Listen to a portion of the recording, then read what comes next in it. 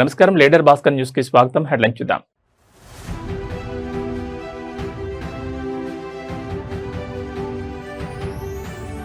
ప్రతి ఒక్కరూ జాతి నిర్మాణంలో భాగస్వామ్యం కావాలి. సీఎం చంద్రబాబు పిలుపు.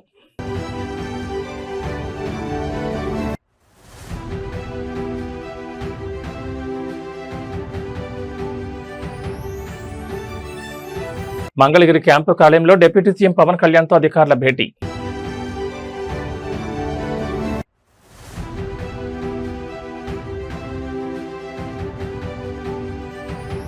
తెలంగాణలో ఖేలో ఇండియా యూత్ గేమ్స్ 2026 ఏర్పాట్లపై సీఎం రేవంత్ రెడ్డి ఉన్నత స్థాయి సమీక్ష.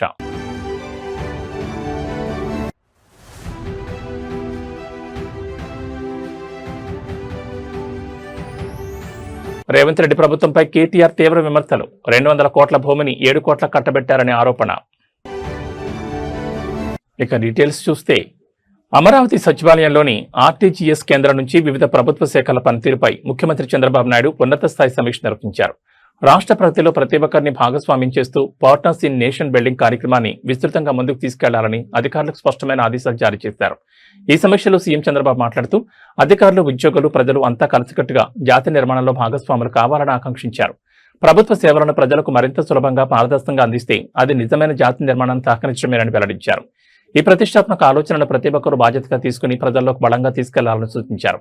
కేంద్ర ప్రభుత్వ వికసిత్ భారత్ తో పాటు రాష్ట్ర ప్రభుత్వ స్వర్ణాంధ్ర 2047 దృక్పథాన్ని నెరవేర్చడంలో ప్రతి ప్రభుత్వ ఉద్యోగి, ప్రతి అధికారి తమ వంతు కృషి చేయాలని సీఎం నిర్దేశించారు. ప్రభుత్వ ప్రధాన కార్యదర్శి సాయి ప్రసాద్ సహా వివిధ శాఖల కార్యదర్శులు, ఉన్నతాధికారులు పాల్గొన్న ఈ సమావేశంలో ప్రజలకు మెరుగైన సేవలు అందించే అంశంపై సీఎం పలు దిశానిర్దేశాలు చేశారు. ఆంధ్రప్రదేశ్ రాష్ట్ర ఉప ముఖ్యమంత్రి కొణిదెల పవన్ కళ్యాణ్ మంగళగిరిలోని ఆయన క్యాంపు కార్యాలయంలో పలువురు ఉన్నతాధికారులు మర్యాదపూర్వకంగా కలిశారు. ఇటీవల తిరుపతి మున్సిపల్ కార్పొరేషన్ కమిషనర్ గా బాధ్యతలు చేపట్టిన ఐఏఎస్ అధికారి జయకృష్ణ తో పాటు సైన్స్ అండ్ టెక్నాలజీ శాఖ కార్యదర్శి doctor Hanumanthu Purushottam deputy CM Pawan Kalyan తో వేర్వేరుగా భేటీ అయ్యారు. తిరుపతి మున్సిపల్ కార్పొరేషన్ నూతన కమిషనర్ గా నియమితులైన జయకృష్ణ మంగళగిరిలో ఉప ముఖ్యమంత్రిని కలిసి పుష్పగుచ్చం అందించారు. ఆ తర్వాత సైన్స్ అండ్ టెక్నాలజీ, ఇన్నోవేషన్ శాఖ కార్యదర్శి డాక్టర్ హనుమంతు పురుషోత్తంతో జరిగిన భేటీలు రాష్ట్రంలో సైన్స్ అండ్ టెక్నాలజీ రంగాన్ని మరింత అభివృద్ధి చేయడానికి తీసుకోవాల్సిన చర్యలపై సుదీర్ఘంగా చర్చించారు. పరిశోధనలు, కొత్త ఆవిష్కరణలకు రాష్ట్రంలో అనుకూలమైన వాతావరణం కల్పించాలని, విద్యార్థులు మరియు యువ పరిశోధకులకు విస్తృతమైన అవకాశాలు కల్పించాలని ఈ సందర్భంగా పవన్ కళ్యాణ్ స్పష్టం చేశారు. ముఖ్యంగా సమాజంలో యువతలో శాస్త్రీయ దృక్పథాన్ని పెంపొందించే వైజ్ఞానిక కార్యక్రమాలను మరింత విస్తృతంగా చేపట్టాలని అధికారులకు డిప్యూటీ సీఎం మార్గదర్శనం చేశారు.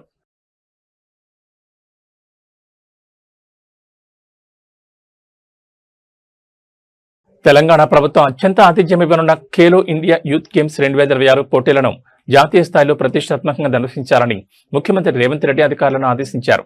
ఎంసీఆర్ హెచ్ఆర్డీలోని బోధి పెవిలియన్లో క్రీడా శాఖ మంత్రి వాకటి శ్రీహరి మరియు ఉన్నతాధికారులతో కలిసి సీఎం ఈ క్రీడోత్సవ ఏర్పాట్లపై సమగ్ర సమీక్ష నిర్వహించారు.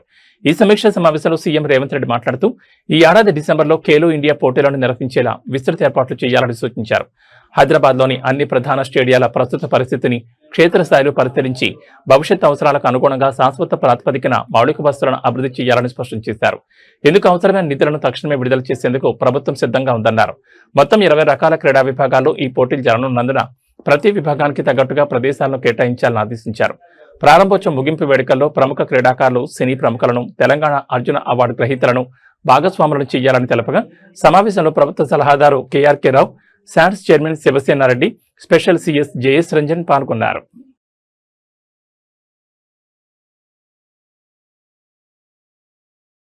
తెలంగాణ రాజకీయాల్లో ముఖ్యమంత్రి రేవంత్ రెడ్డి కుటుంబ సభ్యుల చుట్టూ భూ కేటాయింపుల వివాదం తీవ్ర దుమారం రేపుతోంది. సీఎం సోదరుడు అనుమల కొండలరెడ్డి చైర్మన్ గా ఉన్న టెస్రాక్ట్ అనే షెల్ కంపెనీకి రేవంత్ ప్రభుత్వం అప్పనంగా 200 కోట్ల విలువైన 5 ఎకరాల భూమిని కేవలం 7 కోట్లకే కట్టబెట్టిందని బీఆర్ఎస్ వర్కింగ్ ప్రెసిడెంట్ కేటీఆర్ తీవ్రస్థాయిలో ఆరోపించారు. మీడియా సమావేశంలో మాట్లాడిన కేటీఆర్, కొండలరెడ్డి తన లింక్డ్ ఇన్ ప్రొఫైల్లోనే టెస్రాక్ట్ కంపెనీ చైర్మన్ అని రాసుకున్నారని ఆధారాలు బయటపెట్టారు. అసలు ఒక్క ఉద్యోగి కూడా లేని లక్ష మూలధనం ఉన్న ఈ డమ్మీ కంపెనీకి 200 కోట్ల విలువైన ఏరోస్పేస్ భూములు కేటాయించడం అతిపెద్ద కుంభకోణమని విమర్శించారు. పొరుగున ఉన్న కర్ణాటకలో భూ కేటాయింపుల వివాదంలో లోకాయుక్త తీర్పు తర్వాత సీఎం సీటుకే ఎసరొచ్చిందని, ఇక్కడ కూడా ఇదే న్యాయం వర్తించాలని డిమాండ్ చేశారు. గతంలో కేటీఆర్ బయటపెట్టిన సృజన్ రెడ్డి అమృత్ కాంట్రాక్టులు, అమెరికా పర్యటనలోని స్వచ్ఛ్ బయో డీల్స్ ను ప్రస్తావిస్తూ రేవంత్ రెడ్డి తన సోదరులు, పావమర్దులకు రాష్ట్రాన్ని దోచిపెడుతున్నారని మండిపడ్డారు. ఈ వ్యవహారంలో సంబంధం లేదంటూ మంత్రి శ్రీధర్ బాబు బొకాయించడం సిగ్గుచేటని, అధికారులందరినీ సీఎం కుటుంబం నడిపిస్తోందని దిగిపట్టారు. అనుముల కొండలరెడ్డి రేవంత్ రెడ్డి గారికి స్వయానా తమ్ముడు. ఆయన లింక్డ్ ఇన్ ప్రొఫైల్ ఇది. ఇందులో ఏం చెప్తున్నాడంటే, నేను చైర్మన్ గా ఉన్నాను టెసరాక్ట్ అనే ఒక కంపెనీకి అని చెప్పి కొండలరెడ్డి గారు ఇలా స్పష్టంగా రాశారు. టెసరాక్ట్ అడ్వాన్స్డ్ సిస్టమ్స్ కి, భూపాల్ ఇన్ఫ్రాస్ట్రక్చర్ కి నేను బాధ్యుడిని అని చెప్పి కొండలరెడ్డి గారు రాసుకున్న వారి లింక్డ్ ఇన్ ప్రొఫైల్ ఇది. అదే సంస్థ టెసరాక్ట్ అనే సంస్థ ఏర్పాటు చేసిన ఒక కార్యక్రమం, ఏరోస్పేస్ అండ్ డిఫెన్స్ కంపెనీ నేను అని చెప్పుకొని ఏర్పాటు చేసిన ఈ కార్యక్రమానికి అమెరికన్ కాన్సుల్ జనరల్ కూడా అటెండ్ అయిన విషయం. తర్వాత కొండలరెడ్డి గారు ఈ మధ్య కాలంలో మరి సడన్ గా ఆయన ఏం చదువుకున్నాడో ఏం చేశాడో నాకు తెలియదు, కానీ సడన్ గా యుఎస్ ఇండియా స్ట్రాటజిక్ పార్ట్నర్షిప్ ఫోరంలో ఎగ్జిక్యూటివ్ బోర్డులో టెసరాక్ట్ చైర్మన్ గా ఆయన జాయిన్ అయ్యారు అని చెప్పేసి వారు స్వయంగా లింక్డ్ ఇన్ లో పెట్టుకున్న వ్యవహారం. US India strategic partnership forum కూడా we're delighted to welcome Shri Kondal Anumula, chairman of Tesseract advance systems అని చెప్పి వాళ్ళు కూడా ఇచ్చిన ఇగో వారి స్టేట్మెంట్. ఇవన్నిటితో పాటు మరి ఎవరి టెసరాక్ట్ ఏంది కథ అని చెప్పి మేము కూడా ఆశ్చర్యపోయి సడన్ గా చదువు రాని రేవంత్ రెడ్డి బ్రదర్స్ అందరూ చదువు రాదు, పొట్టగొస్తే అక్షరం ముక్క లేదు, వీళ్ళందరూ సడన్ గా కోట్లు బూట్లు వేసుకొని మరి ఇంత పెద్ద పెద్ద కంపెనీలకు చైర్మన్లు ఎట్లా అయిపోతున్నారు, ఎవరి కంపెనీ ఏంది కంపెనీ అని తవ్వితే ఈ కంపెనీ పేరు టెసరాక్ట్ అడ్వాన్స్ సిస్టమ్స్ ప్రైవేట్ లిమిటెడ్ అట. ఈ కంపెనీ ఫోన్ నెంబర్ ఇది, వాళ్ళ వెబ్సైట్. కంపెనీ ఎంత గొప్ప కంపెనీ అయ్యా అంటే కంపెనీ ఫోన్ నెంబర్ ఏందని చూసినాం, 1234567889. ఇది వాళ్ళ వెబ్సైట్. మరి ఇట్లాంటి నెంబర్లు ఉండొచ్చు అని మాకు తెలియదు. కొత్త సాంకేతిక పరిజ్ఞానం రేవంత్ రెడ్డి ఏమైనా కనుక్కున్నాడో అది కూడా తెలియదు. మరి కంపెనీ ఎవరు ఏంది వీళ్ళ కథ ఏంటంటే ఒక్క ఉద్యోగి లేడు, నో ఎంప్లాయీ, జీరో ఎంప్లాయీ. ఇది నేను చెప్పట్లేదు, వాళ్ళే చెప్పారు. నెంబర్ ఆఫ్ ఎంప్లాయీస్, ఇది వాళ్ళ స్టేట్మెంట్. మార్చ్ 31, 2025 నాడు ఎంతమంది ఉన్నారు ఎంప్లాయీస్ అంటే ఒక్కడు కూడా లేడు, 0. ఎక్కడుందా కంపెనీ అంటే ఊరు లేదు, పేరు లేదు, ఎక్కడో పటాన్ చెరువులో ఒక చిన్న ఇల్లు అడ్రస్ పెట్టుకున్నారు. అంటే పెయిడప్ క్యాపిటల్, కంపెనీ యొక్క పెయిడప్ క్యాపిటల్ అంటే ఒక కంపెనీ పెట్టినప్పుడు మూలధనం ఎంత, ₹1,00,000. కంపెనీ పెయిడప్ క్యాపిటల్ ₹1,00,000, ఎంప్లాయీ ఒక్కడు లేడు. చైర్మన్ ఎవడయ్యా అంటే అనుముల కొండలరెడ్డి. మరి దీనికి రేవంత్ రెడ్డి గారి ప్రభుత్వం ఏం కేటాయించిందో తెలుసా? 1 కాదు 2 కాదు, రేవంత్ రెడ్డి గారి ప్రభుత్వం ఇవాళ విలువైన 200 కోట్ల రూపాయల విలువైన 5 ఎకరాల భూమిని ఈ ₹1,00,000 పెయిడప్ క్యాపిటల్ ఉన్న కంపెనీకి కేటాయించి అతి పెద్ద కుంభకోణానికి పాల్పడ్డది. తిరుపతి జిల్లా చంద్రగిరిలో తీవ్ర ఉద్రిక్తత నెలకొంది. డిఎస్సీ అక్రమాలపై సోమవారం నిర్వహించిన నిరసన ర్యాలీలో పాల్గొన్న ప్రైవేట్ సెక్యూరిటీ సిబ్బందిని పోలీసులు అదుపులో తీసుకోవడంపై వైఎస్ఆర్సీపీ నేత చెబిరెడ్డి హర్షిత్ రెడ్డి తీవ్ర ఆగ్రహం వ్యక్తం చేశారు. ప్రైవేట్ సెక్యూరిటీ సిబ్బందిపై పెట్టిన తప్పుడు కేసులను వెంటనే కొట్టివేయాలని డిమాండ్ చేస్తూ చంద్రగిరి పోలీస్ స్టేషన్ ఎదుట వైఎస్ఆర్సీపీ శ్రేణులతో కలిసి భారీ ధర్నాకు దిగారు. హర్షిత్ రెడ్డి పిలుపుతో పెద్ద సంఖ్యలో పార్టీ శ్రేణులు, కార్యకర్తలు చంద్రగిరి పోలీస్ స్టేషన్ చేరుకున్నారు. పోలీసుల వైఖరికి నిరసనగా ప్లకార్డులు చేతబోని ప్రభుత్వానికి, పోలీసులకు వ్యతిరేకంగా హోరెత్తేలా నినాదాలు చేశారు. ఈ క్రమంలో ధర్నాను అడ్డుకునేందుకు పోలీసులు ప్రయత్నించడంతో ఇరు వర్గాల మధ్య తీవ్ర స్థాయిలో తోపులాట జరిగింది. ఈ ఘర్షణలో హర్షిత్ రెడ్డి చొక్కా చెరిగిపోగా ఆయన కుడి చేయి మరియు కాలికి గాయాలయ్యాయి. శాంతియుతంగా నిరసన తెలుపుతున్న తమపై పోలీసులు దౌర్జన్యం దిగడం ఘోరమని హర్షిత్ రెడ్డి మండిపడ్డారు. రాజకీయ కక్ష సాధింపుతోనే అమాయక ప్రైవేట్ సెక్యూరిటీ సిబ్బందిపై అక్రమ కేసులు బనాయించారని ఆరోపించారు. అక్రమ కేసులను తక్షణమే ఉపసంహరించుకోకపోతే చంద్రగిరి వ్యాప్తంగా ఆందోళనను మరింత తీవ్రతరం చేస్తామని వైఎస్ఆర్సీపీ నేతలు హెచ్చరించారు. ఎన్టీఆర్ జిల్లా విజయవాడలో తీవ్ర కలకలం రేగింది. ప్రముఖ టీడీపీ నాయకుడు బుద్ధా వెంకన్న అల్లుడు కాండ్రేగుల రవీంద్ర ఆధిపత్యం ఆగడాలు తాళలేక గట్టం సుమన్ అనే వ్యక్తి ఆత్మహత్యత్నానికి పాల్పడ్డారు. తన వద్ద నుంచి 5 కోట్లు అన్యాయంగా తీసుకుని తీవ్రంగా మోసం చేశాడంటూ బాధితుడు విడుదల చేసిన వీడియో ఇప్పుడు సోషల్ మీడియాలో వైరల్గా మారింది. బాధితుడు సుమన్ కన్నీరు మునీరవుతూ తన ఆవేదనను వెళ్లగక్కారు. ఆర్య వయసుండైన తనను నమ్మించి బుద్ధ వెంకన్న అల్లుడు రవీంద్ర తీవ్రంగా మోసం చేశాడని ఆరోపించారు. రవీంద్ర ఒత్తిడితో తన వంటిపై ఉన్న బంగారం, భార్య వద్ద ఉన్న కిలో బంగారం, సింగ్ నగర్లోని విలువైన స్థలంతో పాటు తనకు తెలిసిన వారి దగ్గర అప్పులు చేసి 5 కోట్లు ఇచ్చానని, అయినా ఇంకా డబ్బులు కావాలంటూ రవీంద్ర దారుణంగా వేధిస్తున్నాడని సుమన్ ఆరోపించారు. ఈ మోసం వల్ల తాను డబ్బు, ఆరోగ్యం మరియు కుటుంబాన్ని పూర్తిగా కోల్పోయానని సుమన్ తీవ్ర ఆవేదన వ్యక్తం చేశారు. తనకు 2, 3వ తరగతి చదువుతున్న చిన్నపిల్లలున్నారని, తన కుటుంబానికి న్యాయం చేయాలని వేడుకున్నారు. ఈ ఘటన విజయవాడ పొలిటికల్ వర్గాల్లో తీవ్ర దుమారం రేపుతోంది.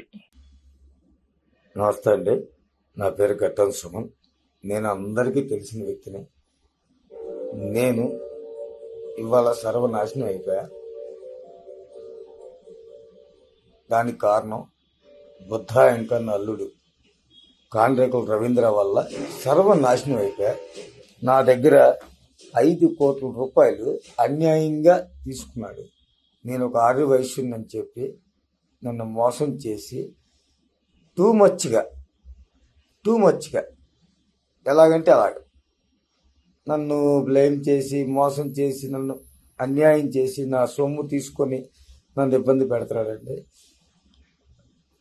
మా మిస్సెస్ ఈ నోట్లు చెక్లు ఉన్నాయి. నేను ఆల్రెడీ 1 పోలీస్ స్టేషన్లో కేసు పెట్టాను. అవి కూడా మాకు చాలా అంటే చాలా న్యాయంగా చేశారండి పోలీసు వారు కూడా. అందుకే ఇవాళ నేను చచ్చిపోతున్నానండి. అందుకే ఇవాళ చనిపోతున్నాను. నా దగ్గర బండిలో దొంగతనం చేసిన బొబ్బిలి మోహన్ 70,000 దొంగతనం చేశాడండి. రవి గుమస్తా, తర్వాత రవి బినామీ వస్త్రలత కేకే, కర్రీ కిరణ్ కుమార్, వీళ్ళతో కేసులు వేయించి మమ్మల్ని నానా ఇబ్బందులు పాలు పెడుతున్నారండి. నేను వైసీపీ పార్టీలో 16 సంవత్సరాల నుంచి 1 టౌన్లో ఏకైక కార్యకర్తగా తిరుగుతున్నానండి. నా దగ్గర కోట్ల రూపాయలు ఉన్నా కూడా నేను ఎవరి దగ్గరికి వెళ్ళి ఏ పదవి ఆశించలేదు, నేను ఏది చేయలేదండి.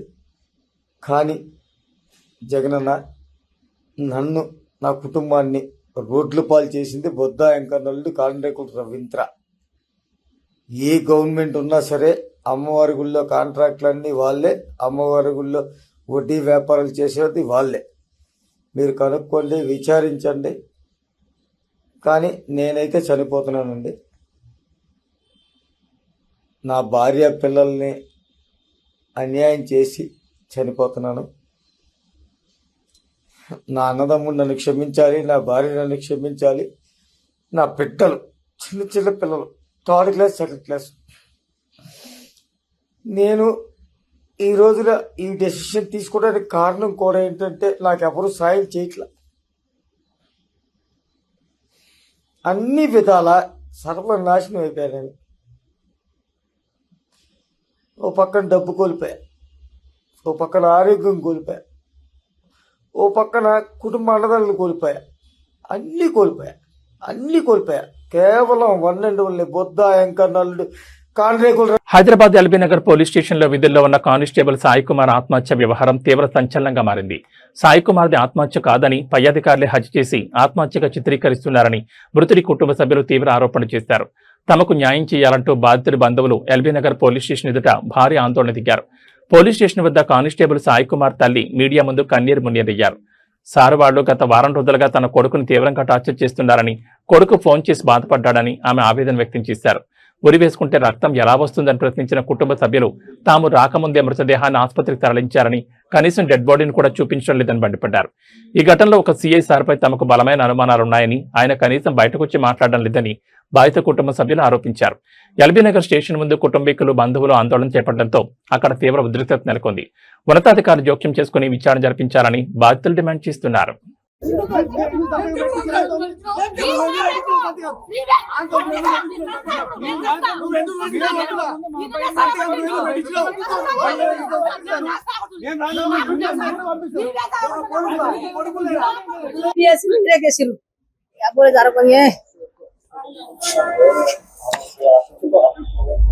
సార్ ఇలా కొట్టింది, సార్ ఇలా సదా కొట్టింది, సార్ ఇలా టార్చర్ చేసిరంట. వారం రోజుల సంధి మా బిడ్డకి చెప్పింది సార్, ఇలా టార్చర్ చేస్తుండని చెప్పిందంట.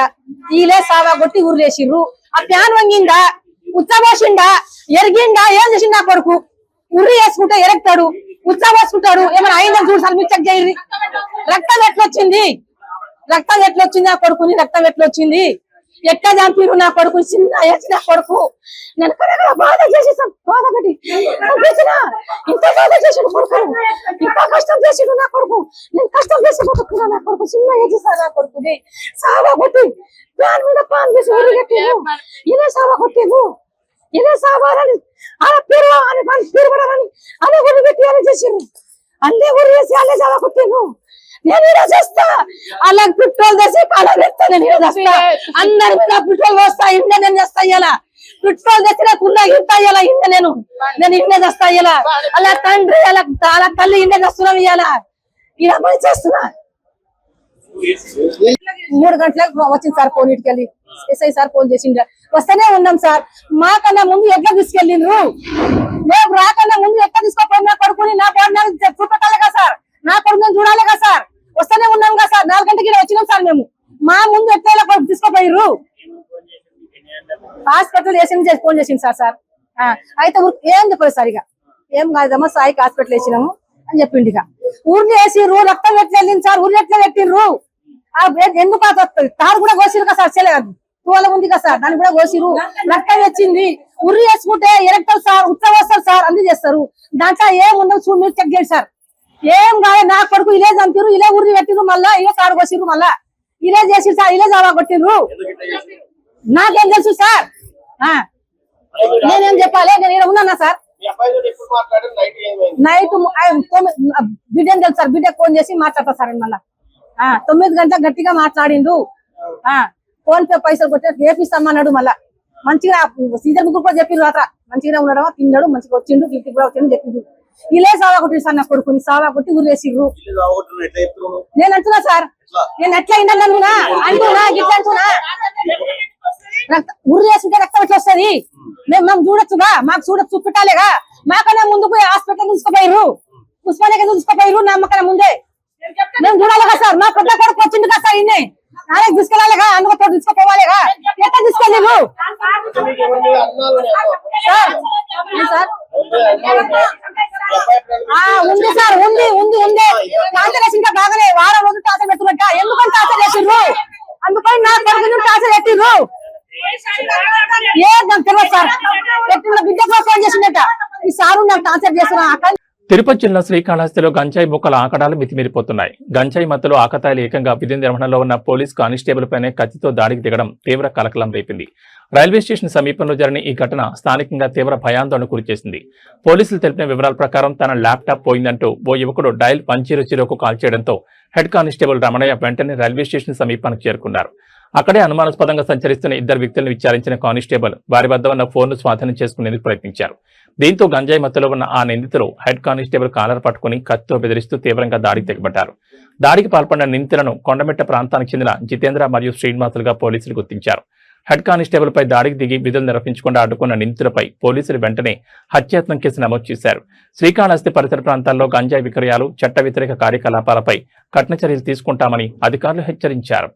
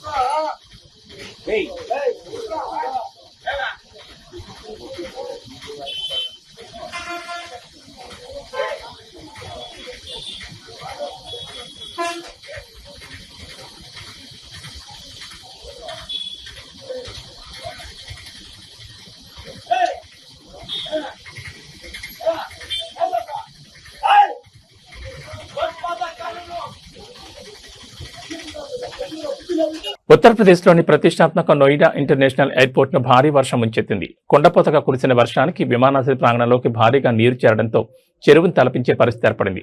విమానాశ్రయ ఆవరణ, రన్వే సమీప ప్రాంతాలు నీట మునిగిన దృశ్యాలు సోషల్ మీడియాలో వైరల్గా మారడంతో ప్రయాణికులు, నెటిజన్లు దిగ్భ్రాంతి వ్యక్తం చేస్తున్నారు.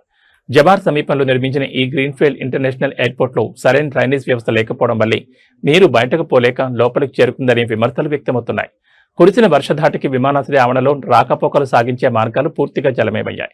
నీటి ప్రవాహాన్ని బయటకు పంపేందుకు ఎయిర్పోర్ట్ సిబ్బంది మోటార్లను ఉపయోగించి అత్యవసరంగా డ్రైనేజ్ పనులు చేపట్టారు. దేశంలోని అత్యంత ఆధునిక సాంకేతిక పరిజ్ఞానంతో నిర్మించిన ఈ అంతర్జాతీయ విమానాశ్రయాన్ని ప్రధాని నరేంద్ర మోడీ ప్రారంభించిన సంగతి తెలిసిందే. ప్రపంచ స్థాయి సదుపాయాలున్నాయని ప్రచారం చేసినప్పటికీ తొలి భారీ వర్షానికి విమానాశ్రయం జలమయం కావడంతో నిర్మాణ నాణ్యత మరియు మురుగునీటి నిర్వహణ లోపాలపై తీవ్ర చర్చ నడుస్తోంది.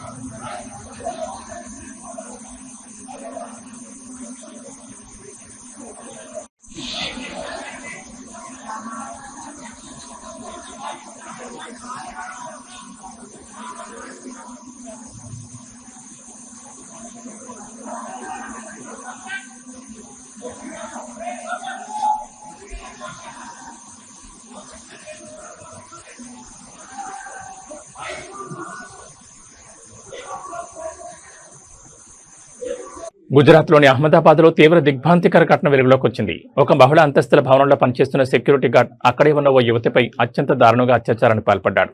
గొంతు నొక్కి భయాందోళన గురిచేసి ఘాతకానికి ఒడిగట్టిన నిందితుడిని పోలీసులు గంటల వ్యవధిలోనే అదుపులోకి తీసుకున్నారు. పోలీసులు వెల్లడించిన వివరాల ప్రకారం సదరు సెక్యూరిటీ గార్డ్ కేవలం 4 రోజుల క్రితమే ఆ భవనంలో ఉద్యోగానికి చేరాడు. టెర్రస్పై ఒంటరిగా ఉన్న యువతిపై కంటపడడంతో ఆమె గొంతు నొక్కి దారుణంగా రేప్ చేశాడు. అనంతరం బాధితురాలు బయటకు రాకుండా టెర్రస్ తలుపులు బయట నుంచి లాక్ చేసి అక్కడి నుంచి పారిపోయాడు. తీవ్రంగా శ్రమించి తలుపులు తీసుకుని బయటకు వచ్చిన బాధితురాలు పోలీసులను ఆశ్రయించింది. బాధితురాలు ఫిర్యాదుతో రంగంలో దిగిన పోలీసులు నిందితుని వెంటాడి పట్టుకున్నారు. పోలీసులు అరెస్ట్ చేసే సమయంలో నిందితుడు ఏక్ బార్ మాఫ్ కర్దో ఫిర్సే నహీం కరూంగా అంటూ చేతులు జోడించి క్షమాపణ కోరుతున్న వీడియో ఇప్పుడు సోషల్ మీడియాలో విపరీతంగా వైరల్ అవుతోంది. ఈ ఘోర ఘటనపై అహ్మదాబాద్ పోలీసులు పలు తీవ్రమైన సెక్షన్ల కింద కేసు నమోదు చేసి విచారణ జరుపుతున్నారు.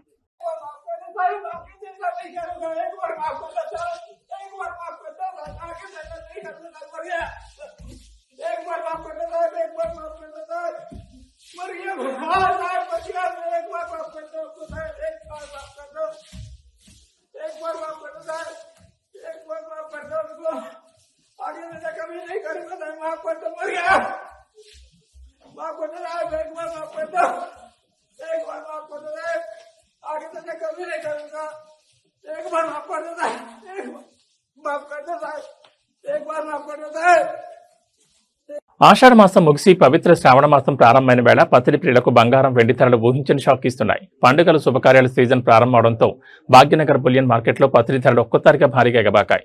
ఇవాళ ఒక్కరోజే తులం బంగారంపై ఏకంగా 1000 రూపాయలకు పైగా ధర పెరగడం వ్యాపార వర్గాల్లో, కొనుగోలుదారుల్లో తీవ్ర చర్చనీయాంశంగా మారింది. హైదరాబాద్ బులియన్ మార్కెట్ వివరాల ప్రకారం 24 క్యారెట్ల 10 గ్రాముల స్వచ్ఛమైన పత్తిడి ధర ఏకంగా 1040 రూపాయలు పెరిగి 1,54,860కి చేరింది. ఇక ఆభరణాల తయారీకి ఉపయోగించే 22 క్యారెట్ల 10 గ్రాముల బంగారం ధర 950 రూపాయల ఎగబాకి 1,41,950గా నమోదైంది. అంతర్జాతీయ మార్కెట్ ప్రభావంతో పాటు శ్రావణ మాసంలో డిమాండ్ ఒక్కసారిగా పెరగడమే ఈ ధరల పెరుగుదలకు ప్రధాన కారణమని మార్కెట్ విశ్లేషకులు చెబుతున్నారు. బంగారంతో పాటే వెండి ధరలు కూడా ఆకాశాన్ని తాకుతున్నాయి. ప్రస్తుతం మార్కెట్లో కేజీ వెండి ధర 2,60,000 మార్కు వద్ద కొనసాగుతోంది. తెలుగు రాష్ట్రాల్లోని వివిధ ప్రధాన నగరాలు, ప్రాంతాలను బట్టి ఈ ధరల్లో స్వల్ప వ్యత్యాసాలుంటాయి. హైదరాబాద్ రియల్ ఎస్టేట్ రంగాన్ని ప్రపంచ స్థాయికి తీసుకెళ్తూ కోకాపేట్ వేదికగా అత్యంత ప్రతిష్టాత్మక ట్రంప్ టవర్స్ నిర్మాణం ప్రారంభం కాబోతోంది. మైండ్ బ్లాకింగ్ లగ్జరీ సదుపాయాలతో 1,800 కోట్ల అంచనా వ్యయంతో నిర్మించబోతున్న ఈ మెగా ప్రాజెక్టులో పెంట్ హౌస్లు మరియు ఫ్లాట్ల విక్రయాలు ఇప్పటికే కొత్త రికార్డులను సృష్టిస్తున్నాయి. కోకాపేట్లో తలపెట్టిన ఈ ట్రంప్ టవర్స్ లో అత్యంత విలాసవంతమైన 3.5 మరియు 4 BHK ప్లాట్లను అందుబాటులోకి తీస్తున్నారు. ఒక్కో ప్లాట్ ధర 5 కోట్ల నుంచి 10 కోట్ల వరకు నిర్ణయించగా ఈ ఫ్లాట్ల అమ్మకాల ద్వారానే ఏకంగా 3,500 కోట్ల నుంచి 4,200 కోట్ల వరకు రాబడి వస్తుందని ప్రాజెక్టు నిర్వాహకులు అంచనా వేస్తున్నారు. ఇక ఈ టవర్స్ లో ప్రత్యేకంగా 16 అత్యంత భారీ పెంట్ హౌస్లు నిర్మిస్తుండగా అందులో 8 పెంట్ హౌస్లు ఇప్పటికే ఏకంగా 250 కోట్లకు విక్రయమవడం విశేషం. ఇందులో ఒక భారీ పెంట్ హౌస్ 62 కోట్లకు అమ్ముడై హైదరాబాద్ రియల్ ఎస్టేట్ చరిత్రలోని సంచలనం సృష్టించింది. మొత్తంగా 1,800 కోట్లతో నిర్మించనున్న ఈ ప్రాజెక్ట్ హైదరాబాద్ లగ్జరీ హౌసింగ్ రూపురేఖలను మార్చనుంది. ఏబీ బులెటిన్ విశేషాలు. నమస్కారం.